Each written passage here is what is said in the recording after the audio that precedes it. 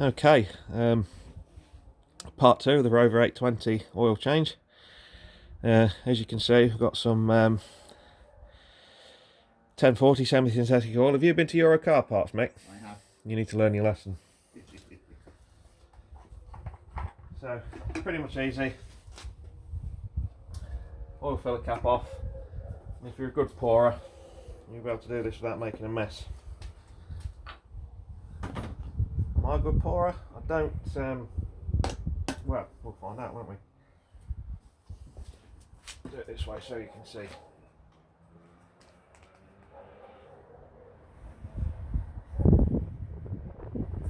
Yeah.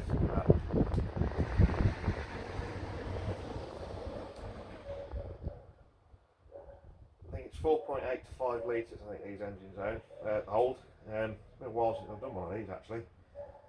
So, as you can see, it's on the ramp. Put about 4 litres in it and we'll start it up. Fill the filter up, make sure it fills the rest of the system up, then we'll reverse it off the ramps and do final checkups and top-ups accordingly as it's needed. So, yet again, it's another easy engine to work on. This is much like my 600 that I did the other day, which the video's uploaded last night.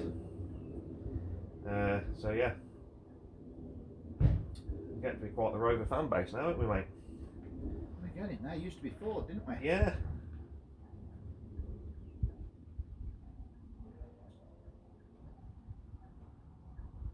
We've all got their issues, but in slightly different ways. Yes. Well, this one still survives because it clearly wasn't built on a Friday. I thought every day was a Friday on some of the BL cars. Well, you know.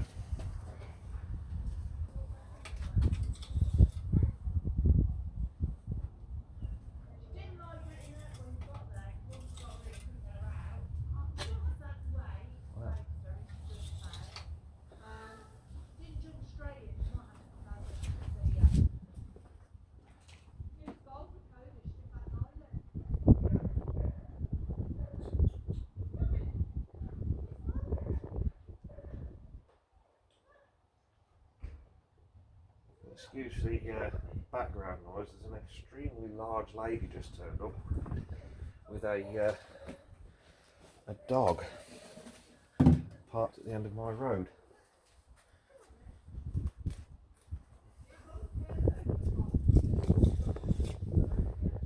So, there's your full and max marks. Usually 1 litre. We're just at the end of the dipstick, which is absolutely fine.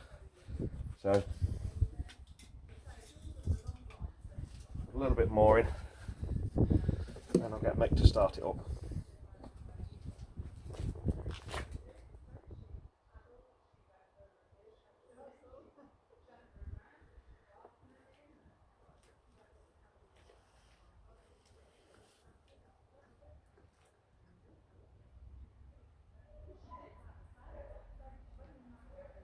That should do it.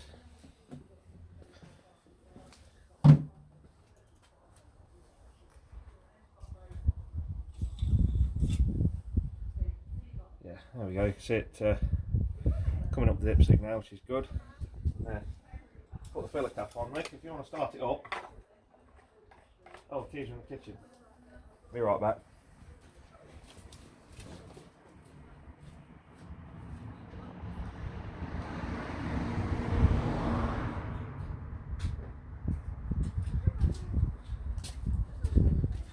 Here you go.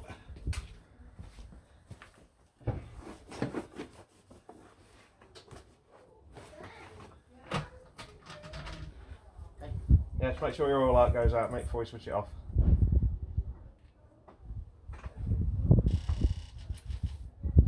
The mobiliser's cut in. Oh, great. This might be interesting to film. Well, I'll leave it on.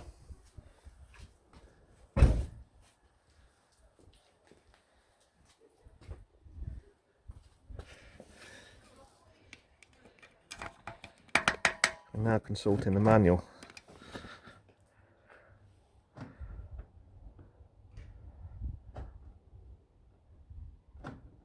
2, 3,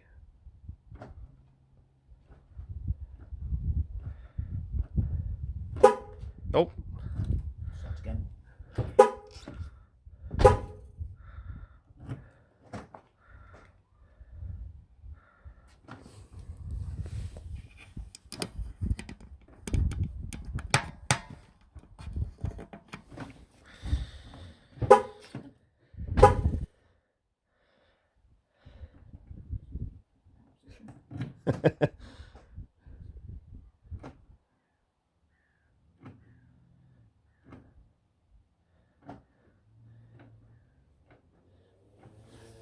Yeah, Mick's been having problems with the immobiliser for the last couple of days, so we're going to have a word and sorting that out over the next few weeks. It's the blipper unit's packed up as well. Are you there, mate? Oh yeah.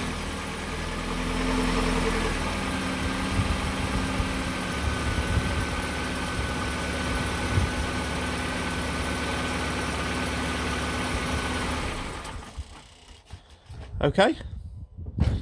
Excellent. While I'm at it, since we've had immobiliser issues, which is not a problem, you'll notice that right there, that's the coolant expansion tank. Now, these Rovers, as they're aging, the original expansion tanks, fail due to cracking. If they've got hot, if they've had head gasket issues over the years, and they split and they leak and become a right mess. Now, obviously they're not available for this car anymore, and I believe it's the same situation for the 200s and 400s, 45s, 25s. However, on the 200, 400 and 25s, the expansion tank sits right at the back over there. Now, you'll notice the expansion tank on this particular vehicle sits further forward in front of the screen wash and the power steering reservoir, and there's an interesting modification that you can do is fitting one from another vehicle. Now, I'll just take my camera mount off and I shall show you what we've actually done. Now, this expansion tank, believe it or not, is from a Volvo 850 stroke V70 with a 2.5 litre 5-cylinder engine in it, and Mick's made an aluminium bracket using the old mounting brackets from the original expansion tank, and fitted one from Volvo 850 because the feedback pipe, which is this one here from the top of the radiator and the water pump, and the location of the fill pipe down to the radiator is in the same place as they are on the original Rover unit, which is obviously now obsolete or very expensive to buy. And I've seen this done a couple of times now, and Mick's done a particularly good job of this. And you can pick these expansion tanks up off of eBay for about 20-25 quid. Euro car parts even cheaper, I think. Yeah, Euro car parts even cheaper, and it doesn't look all that out of place. And the best part about it is the original Rover water caps fit directly on top.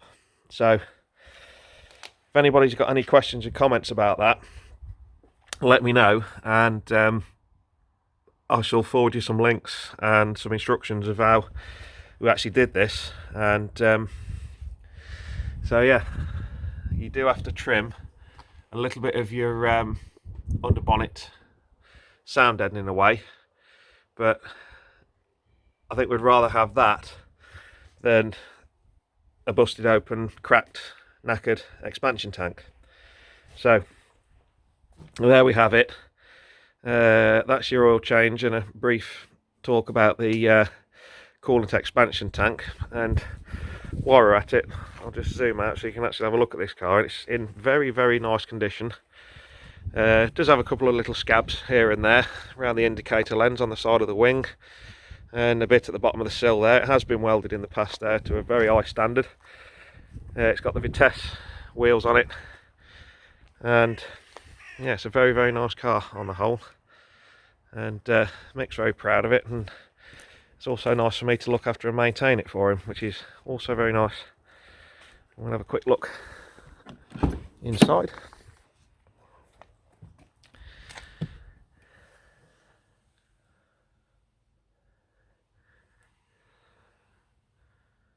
So yeah, very nice car. So next project is we're going to put some brake pads in the front, so we'll film that as well. So catch you in a bit. See you later.